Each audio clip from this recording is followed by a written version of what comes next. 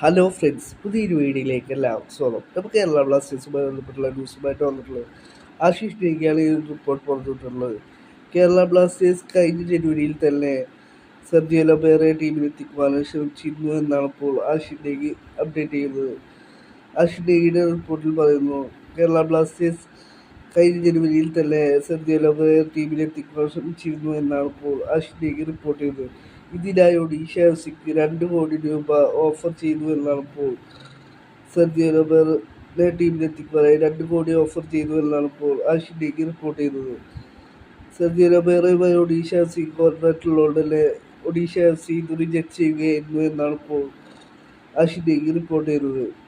പിന്നീടാണ് Blasters David കാറ്റയിലേക്ക് തിരിഞ്ഞതെന്നാണ് ഇപ്പോൾ ആഷിഷ് നെയ്യ് റിപ്പോർട്ട് ചെയ്തത്. ഡേവിഡ് കാറ്റാല ഇതിൻ്റെ മുമ്പ് ഒരു ISL ക്ലബ്ബുമായി ചർച്ച നടത്തിയിരുന്നു. അവർ ഹെഡ് കോച്ചായി നിയമിച്ചില്ല ഡേവിഡ് കാറ്റാലയെ. പിന്നീടാണ് ബ്ലാസ്റ്റേഴ്സ് ചർച്ച നടത്തുകയും ബ്ലാസ്റ്റേഴ്സിലെ ഹെഡ് കോച്ചായി നിയമിക്കുകയും ചെയ്തതെന്നാണ് ഇപ്പോൾ ആഷിഷ് നെയ്യ് റിപ്പോർട്ട് ചെയ്തത്.